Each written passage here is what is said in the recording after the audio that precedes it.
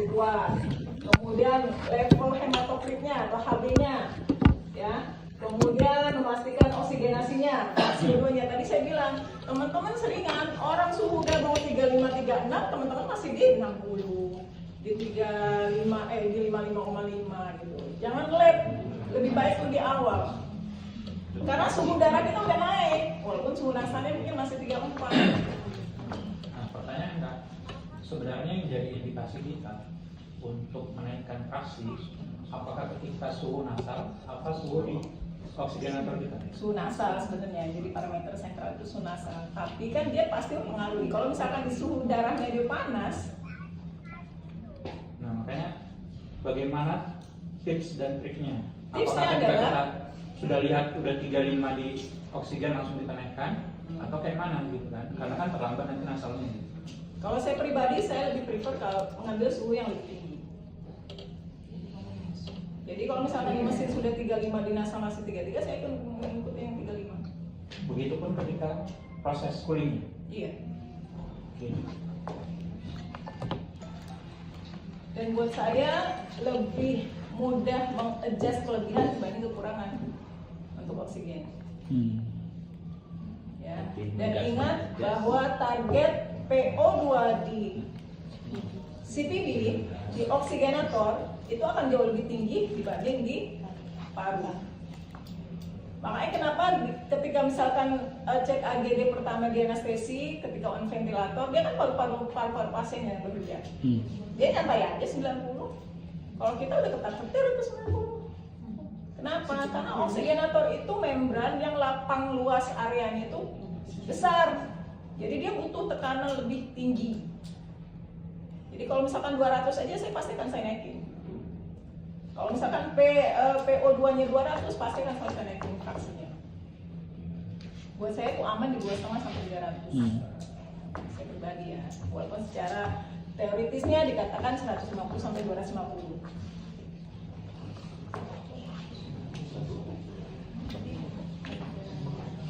Oke. Nah, yang selanjutnya adalah cara mencegahnya adalah memaintain keseimbangan asam basa. Ya. Seimbang, artinya tidak asidosis berat, tidak alkalosis berat gitu. Jadi tidak ada lagi tuh mindset bahwa alkalosis lebih baik dibanding asidosis. Nggak ada. Alkalosis tetap punya impact yang buruk terhadap sel. Ya, jadi harus dijaga. Kalau mau ya slight asidosis boleh. Ya, gimana caranya ya? Monitor AGD-nya gimana, pH-nya, kemudian metabolisme asidosisnya kalau udah mulai base axis-nya minus, mungkin dikoreksi. Tapi harus cari tahu dulu base axis-nya minus itu karena apa? Murni kah karena metabolismenya atau karena yang lain? Ya. Nah, avoid excessive hyperventilasi. Kenapa? Hiperventilasi menyebabkan apa? CO2 turun.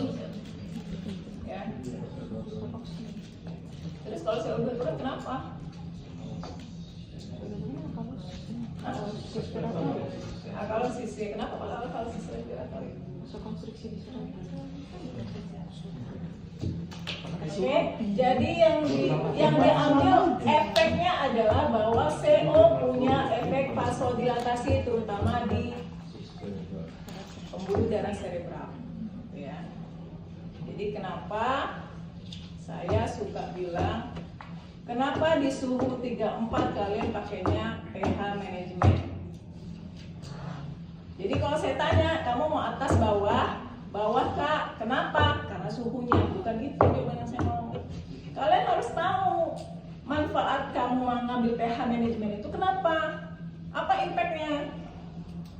Gitu ya. Bukan karena suhu benar, karena suhu memang secara teoritis yang namanya pH manajemen, pH stat itu adalah temperatur corrected. Artinya dia real memeriksa di kondisi suhu tersebut. Tapi impactnya apa? Implikasinya apa? Itu yang saya mau jawabannya ketika saya tanya kamu mau ambil bawah atau atas. Kamu mau ambil alpha stat atau pH stat? Oke. Siapa yang mau saya tanya di sini pH stat atau alpha stat?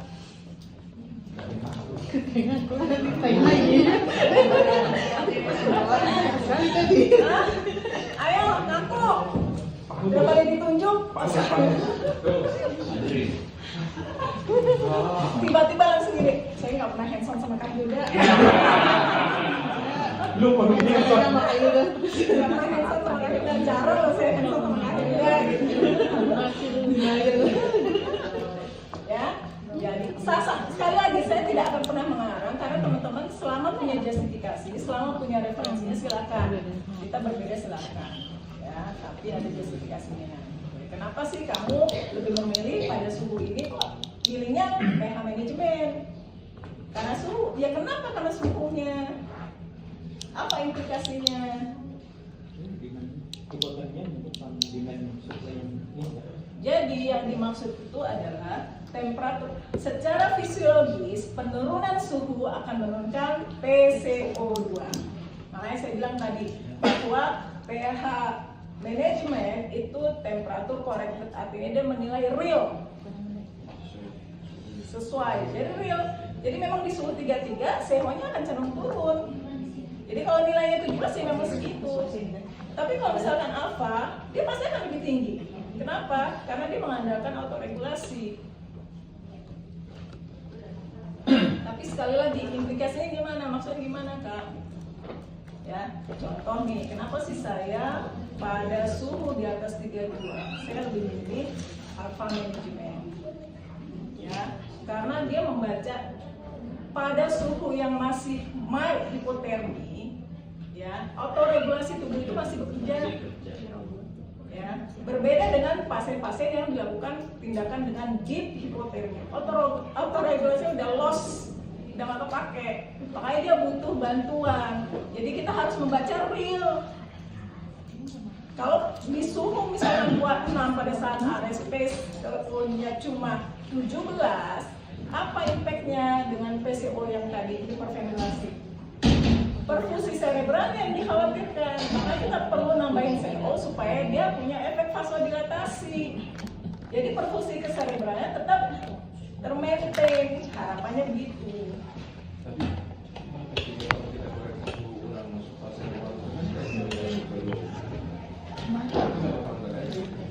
Maksudnya gimana? Jadi kita koreksi dengan yang awalnya korbannya dan sebelumnya kita kasih koreksi lagi kita mau koreksi yang kita menolak Ya makanya pada suhu normal atau mild hipotermi kita pakainya yang alpha management, bukan PH management. ketika balik reward pakai Ya, reward kan berarti suhu udah naik kan, sudah tidak hipotermi kan, berarti kita pakainya alpha management. Kita udah mulai mengandalkan regulasi, autoregulasi tubuh nih. Kebayangkan kalau misalkan ternyata autoregulasi tubuh itu masih berfungsi dengan baik, cerebral flow-nya tidak bermasalah, kemudian kita dilatasi lagi dengan penambahan CO2 karena kita membacanya yang bawah. Paham maksudnya? Kesitulah implikasinya maksudnya. Jadi kalau pasien di ICU tiba-tiba dia stroke, coba jangan bilang wah ada masalah di CPB, aman, DRI-nya oke, nggak ada segala macam. Ternyata siapa tahu itu menjadi sumbangsi kita. Karena jurnal mengatakan penggunaan pH manajemen pada pasien-pasien cenderung tinggi kejadian stroke-nya. Penggunaan pH manajemen dan stroke. Risiko cenderung penelitian itu Risiko Jadi cenderung. mengatakan penggunaan pH manajemen banyak kejadian insidensi kejadian stroke. Jadi Oke. mereka batasnya dia pakai alfa apa pakai Nanya saya atau nanya saya? beda. Itu batasnya suhu 32 ke atas nggak masuk Saya alfa. bahkan 30 ke atas pun saya masih suka pakai Oke. 28 ke bawah nggak mungkin kita pakai. 28 ke bawah baru ke pesta. Tapi kalau masih suhu intinya masih suhu mild itu. Normotermi, mild hipotermi, bahkan mungkin cenderung moderate ya. Yang udah mulai deep, bahkan profound hipotermi mungkin tidak bisa pertimbangan pH. Oke, selanjutnya ya monitoring dan manajemen sistem perfusingnya. Penggunaan NIR sebagai indikasi oksigenasi area tertentu, entah itu cerebral, entah itu misalkan limf, ya. Oke. Kemudian pastikan MAP-nya tetap terjaga. Apa bedanya MAP dengan perfusion pressure? MAP perfusion pressure. Mikir dulu sambil dengan azan. Udah Pancasila kan?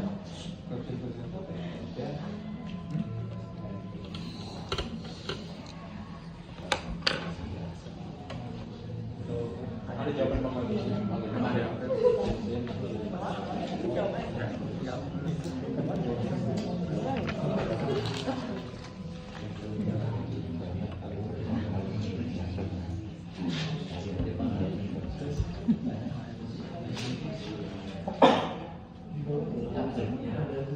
Bang Sem, tolong hargai agama kamu lagi ini guys.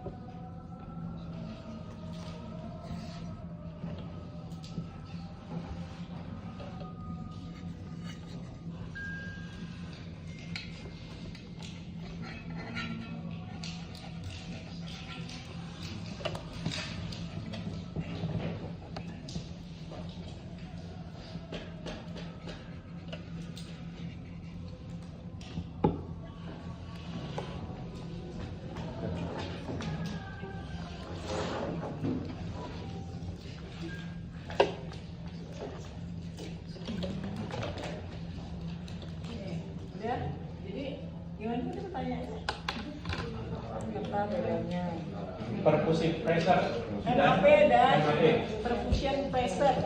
Kata Bang ini, perfusion pressure itu ARP kita kan? ARP. Kata Bang Agus. Wah. Bang Agus. Kan tadi. Suka Ada yang tahu? Ada yang tahu? Sama nggak perfusion pressure ginjal dengan cerebral? Oh beda. Ya.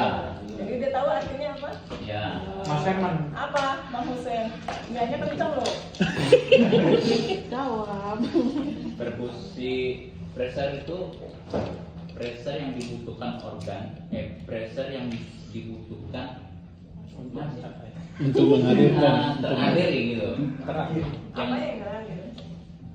Pressure yang dibutuhkan organ untuk mendapatkan aliran yang cukup. Tuh. Ya, benar kata Bang Hussein. Jadi perfusion pressure itu tidak selalu sama dengan MAP. MAP itu rata-rata. Ya, jadi itu menjadi indikasi misalnya, oh MAP-nya 60, kita harapkan bahwa nanti dia sampai ke ginjal. Tapi bukan berarti bahwa di ginjal perfusion pressure-nya 60. Berbeda juga dengan cerebral, berbeda juga dengan hepar, itu berbeda-beda. Oke. Kemudian yang selanjutnya adalah kontrol gula darah. Ya, kita tahu tadi bahwa gula darah yang meningkat indikasi stres, nggak kepake, tapi misalnya jadi lapar. Jadi harus tetap dipecah tuh gitu. Kalau udah mulai naik-naik gitu, komunikasikan sama konsulen anestesi anestesinya. Kalau yang backgroundnya medikal mungkin bisa langsung intervensi. Oh, kira-kira ini perlu dikasih insulin nggak?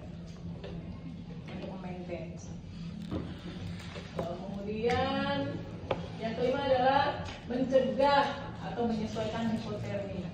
Siapa yang suka saya tegur atau saya tanya kenapa nurunin heater coolnya sampai 30, 32, atau misalnya pada fase rem kok langsung 40, siapa yang pernah ditepok? Siapa pernah ditepok? Ya. Jadi kita tahu efek hipotermia tadi bisa meningkatkan laktat, hipertermia pun juga sama. Gitu ya. Kenapa ada aturan bahwa reward itu harus 3-5 menit per 100 derajat. jadi nggak boleh gradiennya terlalu Banding kan dikembali ya. Gradiennya Sejak berkawan sama aku. Kan ditanya abang terus tiap hari. Jadi jangan terintimidasi bahwa ayo suhu, ya udah, ya dok. Ada reward. Ya, jadi jangan turun terlalu. Kalau saya pribadi ditanya, saya kalau memang misalkan kondisinya memungkinkan, saya akan berdasarkan di 33, 32,8.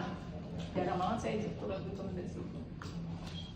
Sehingga saya tahu harus nyeting di heater coolernya seberapa. Karena saya tahu efek dari hipoterminya. Pun sama ketika reward, jarang saya langsung 40. Sekalipun kalau misalkan suhu nggak naik-naik, saya pasti nggak langsung 40. Gradual, bertahap. Kalau sampai di titik 38 nggak naik-naik tuh suhu, cek dulu itu prop suhunya di mana. Jangan-jangan diketek.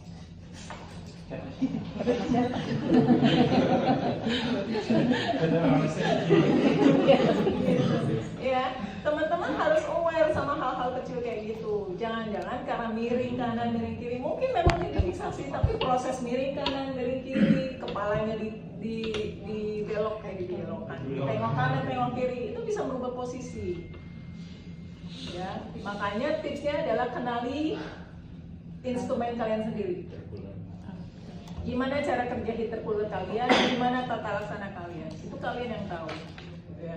Kalau dirasa-rasa biasanya nih, ya, gue dengan kalau main flow segini, begini, setting segini, itu harusnya udah cukup nih. Tapi kok di sana nggak naik-naik, cek posisi prop suhunya bener atau enggak. Jangan sampai kita naikin terus, realnya itu udah 37,8. Panasan bersih. Ya, minta bantuan aja, tolong menaik anestesinya, tanya dok, prop suhunya boleh dicek nggak karena di bawah udah segini. Itulah fungsinya komunikasi. Ya, jadi mau cooling gradual, mau reward gradual, sehingga presisi bener nih. Oh ternyata flow yang kita berikan adekuat, matching demand sama supply-nya. Oke, nah ini manajemen hiperlaktatemia sama aja lah ya, harus diatasi. Kalau misalkan hipertensi, cari penyebabnya apa nih kira-kira. Tadi kita tahu lah, apakah memang low cardiac output, pump flow kita yang kurang, HB-nya yang rendah, atau memang karena dia tadi dengan obat-obatan, atau ini pasien dengan insufisiensi ginjal. Nah, makanya kenapa teman-teman selalu saya tanya, coba cek urinnya, jangan pas di akhir baru ditengok. 30 menit pertama lihat, ada nggak urinnya? Kalau nggak ada, kejepit enggak? Gitu. Jadi jangan duduk main terus putar kenop mesin doang. Sesuai perintah. Ya. Hati-hati sama pasiennya gitu. Kenapa nih nggak ada urinnya? Kira-kira jangan-jangan salah pemasangan, atau jangan-jangan di atasnya lepas sudah banjir, atau memang perfusi dari kita yang nggak adekuat. Ya, cari penyebabnya, kemudian tingkatkan perfusi jaringannya dengan cara ya pampuannya dinaikin, MAP-nya dijaga, hematokrinnya dijaga, kemudian meningkatkan oksigen delivery-nya.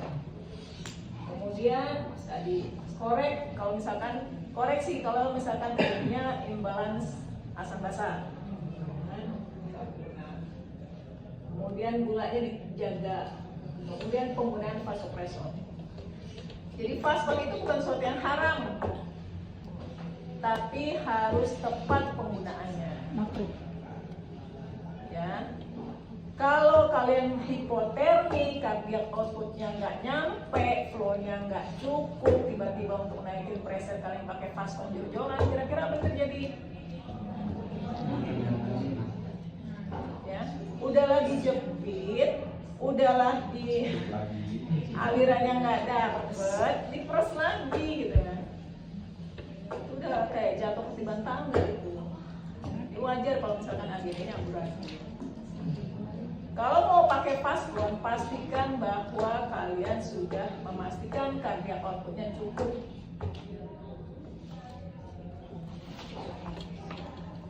Terus ada lagi nih saya lihat nih, main inisiasi bypass sudah mau langsung ke 2,8. Padahal HB awalnya 15, 17. Saya tidak menyarankan main high flow di HB yang tinggi. Ya. Kenapa? Kita tahu bahwa tadi delivery oksigen itu sangat berpengaruh pada HB. Kalau HB-nya tinggi, ngapain tinggi flow-nya? Dia cukup kok. Apalagi kita lagi pooling. Ibarat jalan tol ya, kalau misalkan HB-nya banyak, itu mobilnya banyak di jalan tol, macet. Gak bisa, perfusinya nggak akan bagus. Dan resikonya apa? Lisis. Ketika dia hemolisis, apa yang terjadi? Peningkatan LDH. Ya, kenapa LDH itu menjadi salah satu parameter terjadinya cedera? Karena dia akan merilis tuh LDH. Nah, tadi kita tahu LDH itu punya peranan merubah asam laktat ke piruvat dan sebaliknya. Gitu ya. Makanya kenapa jangan kaget kalau misalkan teman-teman, oh fase reward nih, HB gue keren 12, 13, main high flow jeder 2,8, akan sampai 3. Tapi kenapa laktatnya nggak naik? Karena nggak nyampe. Shear stress. Udah ada yang pernah baca tentang shear stress? Ya. Lalu gimana kan? Ini HB-nya tinggi, gitu ya. Tapi lagi reward, gimana caranya?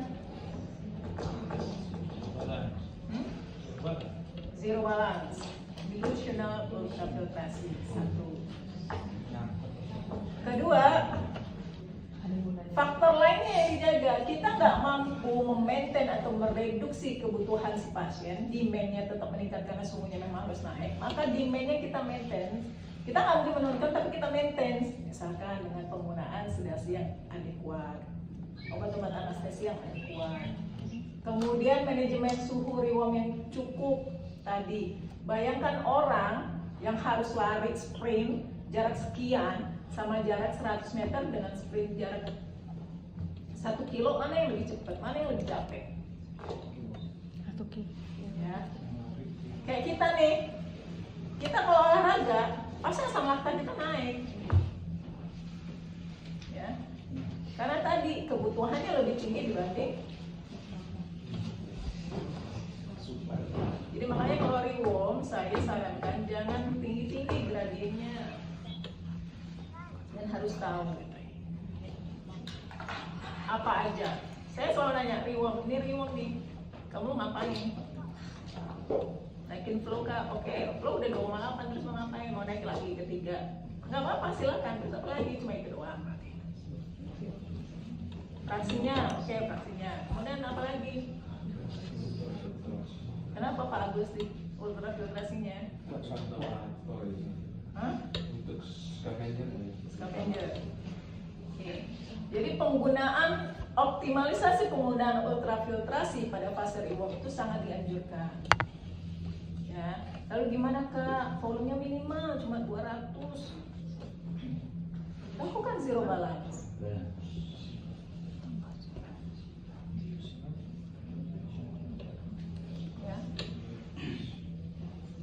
Kalau ternyata HB-nya tinggi, ya udah dilusi dulu baru tarik. Tapi kalau HB-nya cukup pas-pasan, kalau ditambah lagi kan dia jadinya delusi. Makin sedikit dong transport yang membawa oksigennya. Ya berarti misalkan nih kita buat dulu levelnya di 400, kita tarik 100, 200 baru kita isi. Kita tarik 100, 200 kita isi. Itu kita dua manfaat. Pertama, kita mengkonsentrasi dengan menaikkan HB.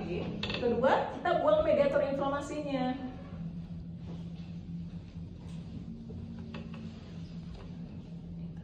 Ya, manajemen suhu yang tepat, peningkatan suhunya tidak terlalu ekstrim, ditambah flow yang optimal, kemudian di-maintain dengan sedasi yang cukup baik, harusnya hasilnya baik.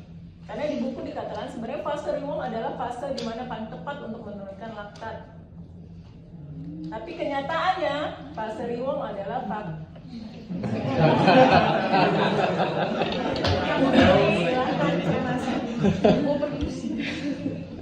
Oke? Ada lagi nggak? Nggak ada. Bang Hussein, kalau baca bang artinya apa bang? Apa? Bahasa Arab ya. Bisa diikutin ya, bisa jadi apa yang kita lalui saat itu berat, tapi itu bisa jadi suatu miracle buat orang lain. Ya. Oke. Lagi, Bang. Ada yang mau tanya? Diskusi? Ada yang mau Bang Alan naik tuh Pak, Bang Alan. Si Alan. Ya. Satu, berapa pertanyaan? Dua. Rasid, Rojan, terus siapa lagi? Nggak memperhatikan kayaknya di ujung sana, makanya banyak pertanyaan. Iya. Nggak kayak kami depan ini. Tidur aja.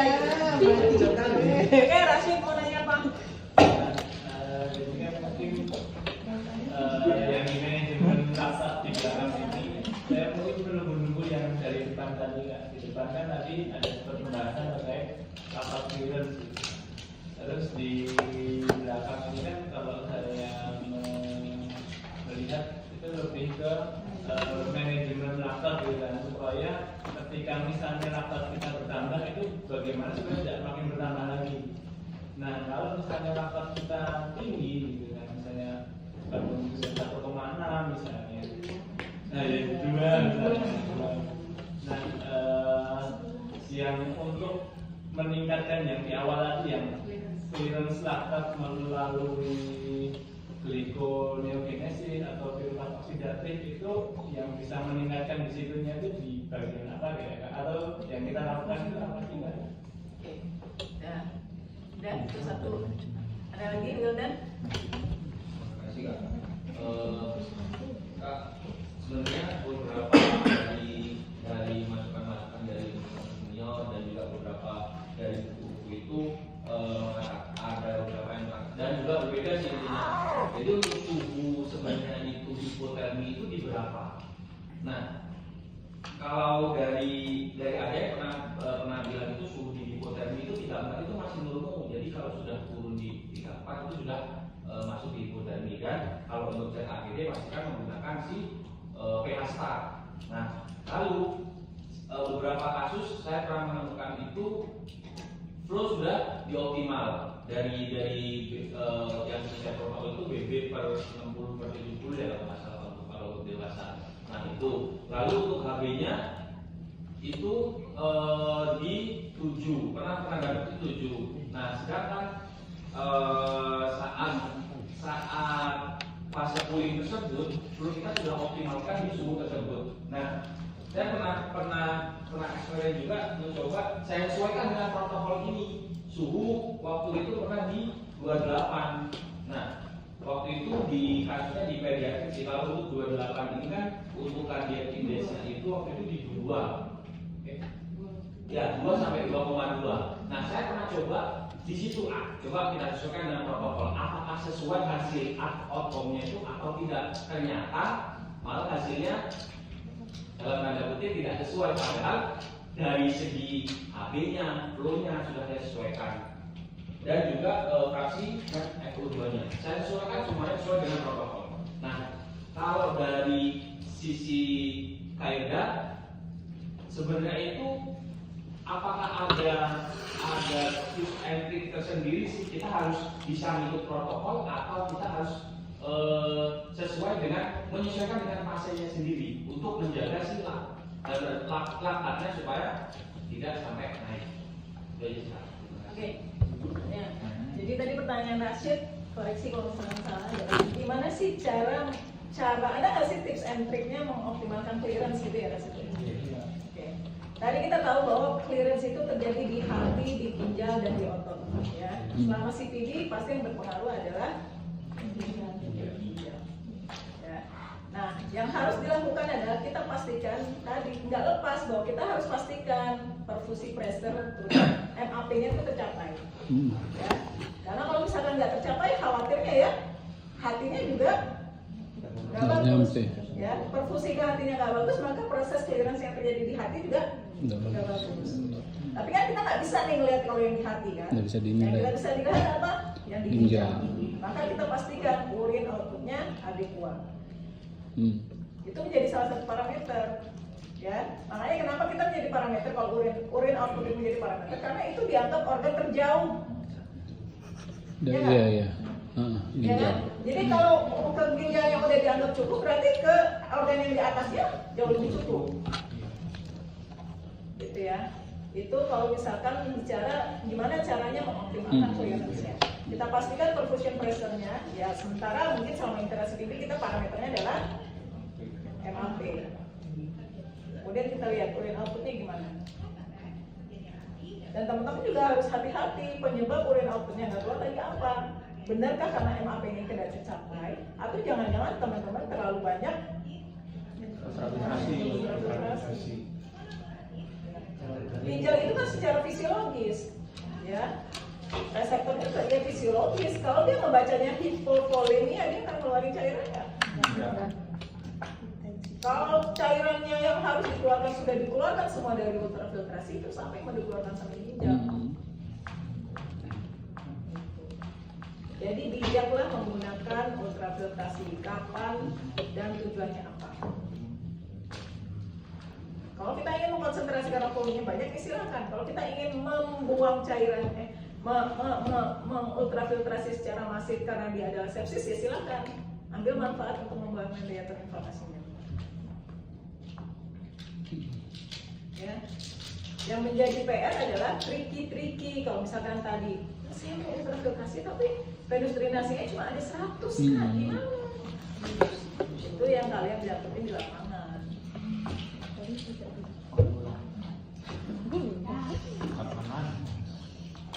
Besok awas nih. Dia bilang, iya soalnya dia selama ini sama Hil diem aja. Dia baru kali pertama Hil jahil. Besok dia kena sama Hil jahil. Oke, Rasid terjawab? Oke, Wilda, tadi kita enaknya ngikutin protokol atau enggak? Protokol itu pasti diambil dari sebuah observasi, sebuah penelitian yang sudah dilakukan. Dan itu adalah average, artinya nggak bisa dipukul rata. Itu standar yang diambil rata-rata, tapi setiap pasien tentu berbeda punya responnya. Ya, itu hanya menjadi guideline atau parameter kita. Ya, secara teorinya bahwa sebenarnya dengan suhu 34 cukup dia indeks 2 sampai 2,4. Tapi gimana ketika misalkan di klinik respon pasiennya cukup enggak? Itulah kenapa saya bilang, saya kalau ini siap saya bypass, saya nggak suka kalau teman-teman langsung main high flow. Normotherapy dikatakan 2,4. Lihat respon pasien di 2,4 gimana? Oh flow, oh ternyata MAP-nya nggak tercapai Kak. Oke, naikin dulu. Mau sampai mana kamu naikin? Ya. Lihat juga parameter yang lain, HB-nya memungkinkan nggak dengan HB 17, kemudian perhitungan kita di 15 tanpa plekotomi, kita mau main high flow 2,8 karena pasiennya nggak cukup di 2,4. Itulah yang saya bilang tadi maksud adalah jadi yang dimodifikasi, yang kita utak-utak yang faktor-faktor tadi. Kalau kita nggak bisa ngutak di flow-nya, kita utak di faktor lain. Strateginya gitu. Oh seharusnya secara hitung-hitungan delivery oksigennya cukup dengan flow 2,4 Hb misalkan 10 atau 11. Tapi kok MAP-nya nggak tercapai kan? Hitung SPR-nya. Kita turunkan demand-nya dengan cara apa? Turun suhu. Demand yang lainnya bisa diturunkan dengan apa? Dengan sedasi. Ya, kalau ditanya lihat pasien atau lihat protokol, tentu kita lebih lihat pasien. Protokol itu hanya menjadi acuan karena dia sudah dilakukan sebuah observasi bahwa ternyata dari sekian ribu dikatakan bahwa mild hipotermi cukup di 2, sampai 2,2. Itu rata-rata. Tapi kan kembali lagi, setiap pasien responnya beda. Jadi realnya tentu kita melihat pasien yang ada di hadapan kita. Oke, udah? Terjawab? Ya, ada lagi? Cukup ya? Mau ditutup mungkin?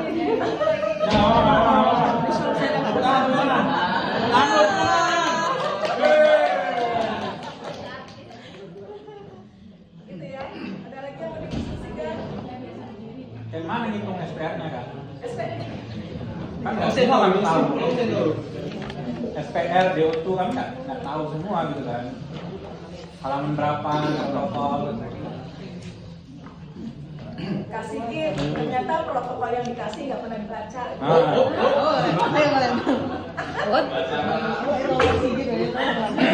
Pak Kepala Sekolah, protokol yang dikasih nggak pernah dibaca. Akhirnya mau jadi versi Mas Sigit di dewasa.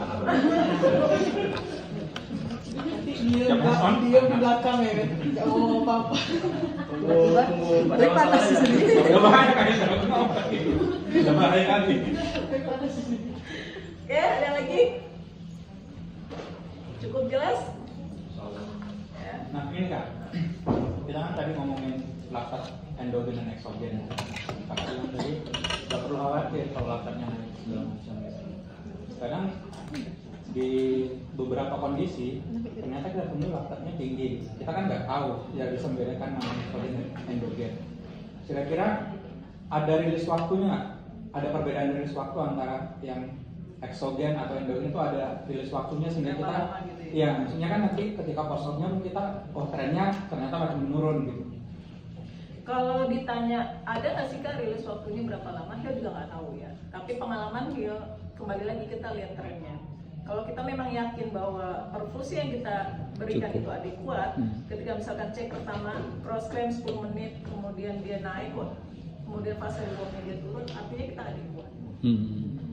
Tapi kalau misalkan ditanya berapa lama waktu untuk rilisnya itu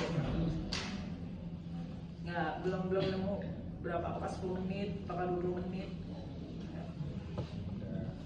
Karena seringkali kita temuin juga ketika di hasil-hasil kita ternyata laktatnya cukup gitu kan, dalam artian ya bawah 2, tapi ketika post protamin sudah mulai 4 gitu. Nah ketika di ini pun ketika post op hari pertama itu cenderung naik trennya gitu. Biasanya kalau tren naik itu memang indikasinya tadi emang hipoperfusi. Artinya memang tidak matching antara misalkan kita nih mau ngecek, dia tuh kadang-kadang trikinya gini, fase reward dia belum sampai di titik reward yang seharusnya, dia udah ngecek, baru mulai reward dia cek di suhu 33, hasilnya bagus dong, tapi tiba-tiba pas di anestesi kok amburadul. Nah itulah yang menjadi PR, berarti ternyata fase reward kita itu nggak bagus, nggak memenuhi kebutuhannya, makanya di anestesi dampaknya gitu. Kalau di buku dikatakan fase reward itu idealnya di suhu, kalau mau cek ya 35 ke atas. 35 ke atas ya. Itu sudah mendekati memang idealnya suhu reward. Ada nggak sih kalau waktunya itu belum tahu gitu, belum tahu. Kira-kira butuh berapa lama untuk mengurangi. Tapi yang jelas kalau peningkatannya tinggi tanpa ada penambahan eksogen, berarti memang sudah terakumulasi antara produksi yang meningkat dan clearance yang menurun. Ya, makanya tadi bilang laktat naik itu karena bisa jadi karena laktatnya produksinya meningkat, clearance-nya biasa aja sebenarnya, atau produksinya biasa tapi clearance-nya turun, atau bahkan kombinasi keduanya. Dan biasanya meningkatnya jauh banget itu pas kombinasi keduanya. Produksinya naik, clearance-nya turun. Ya wajar lah kalau hipoksia, anemia, hipoperfusi, ya dua-duanya berimpact, baik produksi yang meningkat karena metabolisme anaerob dan clearance-nya Karena perfusi ke organ yang melakukan toleransi itu nggak bagus. Oke, gimana Zam? Kayaknya banyak pertanyaan Zam. Banyak kan? Boleh nanya kak? Ya boleh.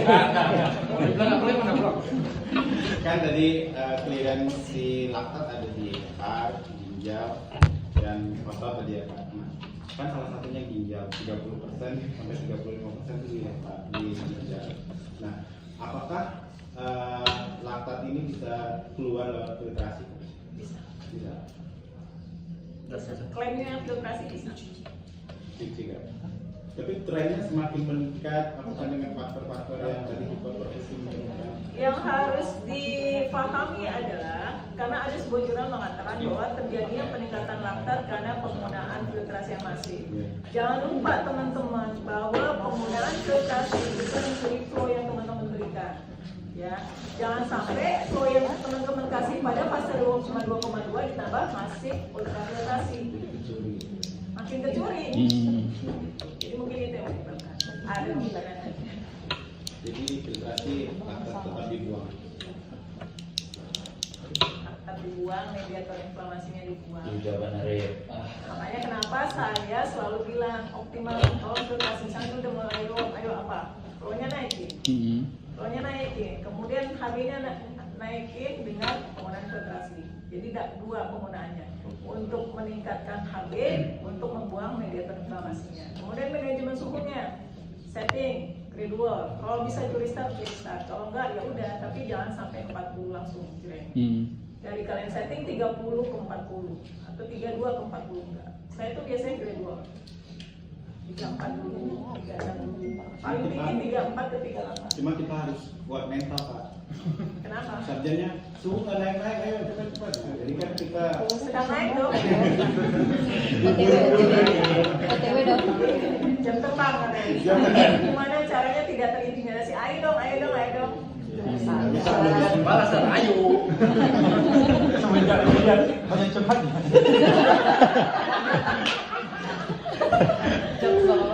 Mas dong. Ayo. Tapi kan enggak, kalau di pediater itu kan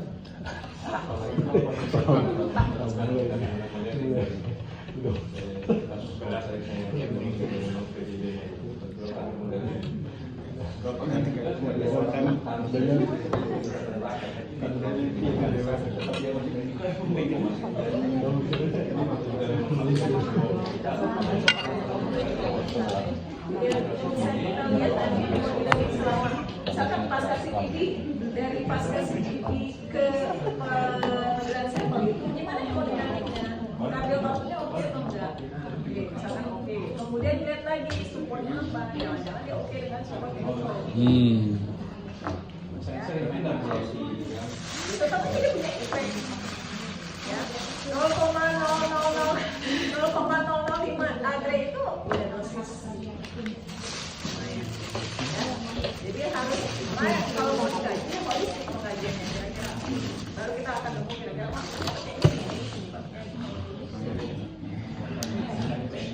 Oke, ada lagi?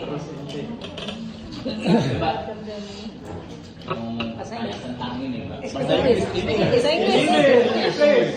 Tentang hubungan hemokonstrator sama urin tadi. Tadi kan Mbak bilang kalau kita kebanyakan menggunakan filtrasi itu akan mengurangi jatah ginjal kan gitu kan?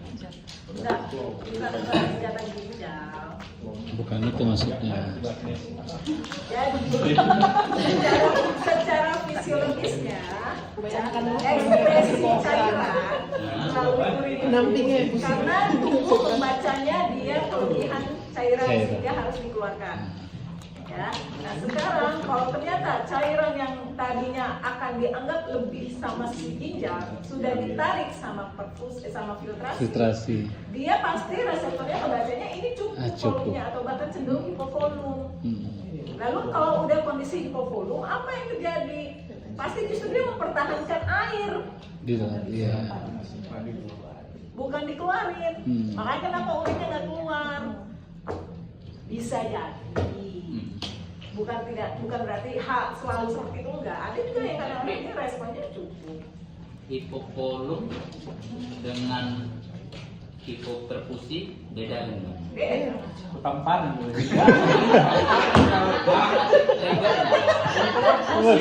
masih berlanjut pertanyaannya, janganlah dulu dicela, biarkan dulu. Indikasi urin itu keluar ketika hipoperfusi kan gitu. Indikasi Tidak keluar.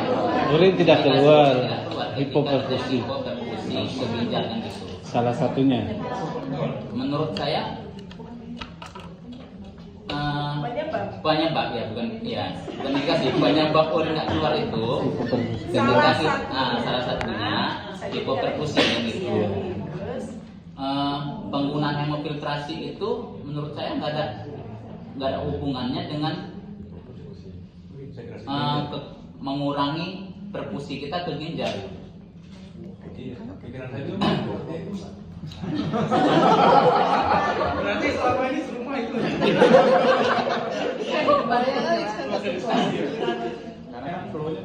baru lagi baru sekali Artinya nih, artinya kan hemofiltrasi itu bagaikan ginjal di sirkuit kita dan ginjal itu hemofiltrasi di tubuh pasien. Jadi menurut saya ketika kita melakukan hemofiltrasi di sirkuit itu yang nggak mempengaruhi sekresi di ginjal dengan perfusi yang cukup gitu. Ini ya, perfusi yang tidak adekuat menyebabkan insufisiensi ginjal. Kenapa? Karena dia menyebabkan tidak berfungsinya ginjal. Sementara hipokolum bukan ginjal yang nggak berfungsi, tapi dia membacanya nggak ada yang mau dikeluarin, dia bekerja. Justru karena dia bekerja, makanya dia ngebacanya nggak ada urin yang mau nggak ada cairan yang mau dikeluarin. Jadi itu dua hal yang berbeda. Paham nggak? Paham ya? Tangkap. Jadi kalau hipoperfusi menyebabkan ginjalnya tuh jadi nggak bekerja, kayak jadi iskemik kan? Iya. Hipoperfusi. Iya. Jadi dia justru malah nggak ngebaca itu gitu. Makanya dia nggak berfungsi dengan baik. Nah, salah satu fungsinya adalah mengeluarkan cairan. Sementara ketika dia berfungsi dengan baik, tapi dia ngebacanya nggak ada cairan yang mau dikeluarkan, dia nggak keluar urin. Dia mempertahankan cairan itu di dalam tubuh. Kalau kondisi taruh reseptornya. Iya. Kau baca besok. oh Jelaskan sama aku besok ya.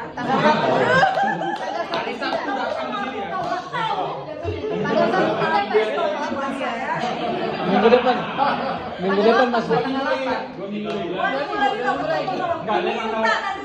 tanggal 20 dia. Tanggal 8. Tanggal 8.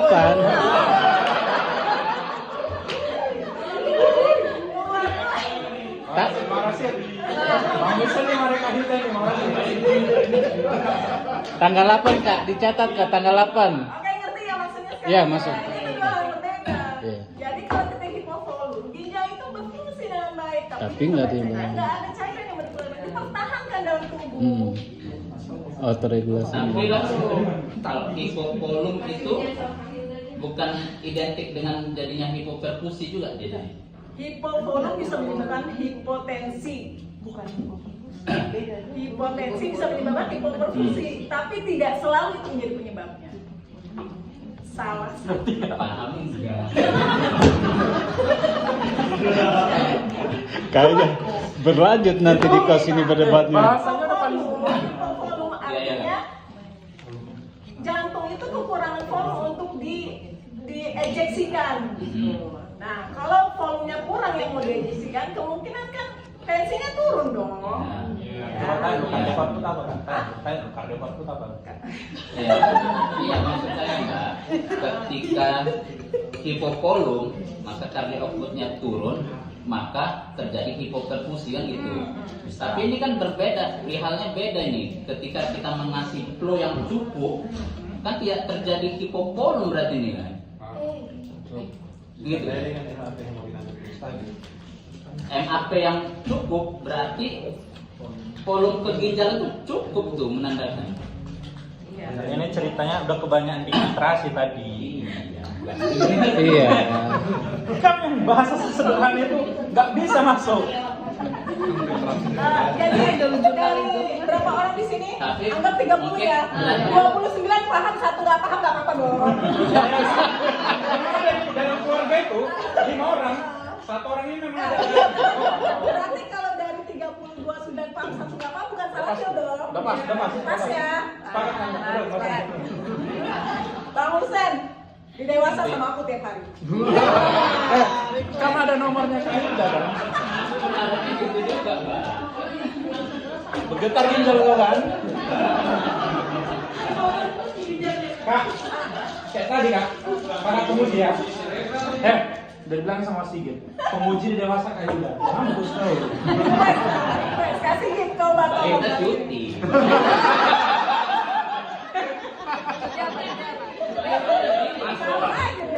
Enggak cuti kalau pas kita maju. Kalau dia cuti, Bang Husen ujian, ku spesialkan Bang Husen. Tuhan mendengar. Direkam loh. Udah ya? Oke. Udah selesai, ada lagi yang mau didiskusikan? Lalu selesai, kalaupun ada nanti kita bisa ketemu Doka, diskusi. Ya. Terima kasih. Mohon maaf kalau ada salah-salah kata, jangan jauhin hati. Yang kurangnya dari Hil, ya, bisa dari share. Ya. Jangan ambil hati ya. Waalaikumsalam. Waalaikumsalam. Kak, jangan kurangnya dari Hil. Memastikan kembali, Kak, memastikan kembali nih PR-nya ini. Karena diskusinya masih berlanjut di kos ini, Kak. Bang Husen, dewasa, kalau reseptor ginjal. Mas Kode.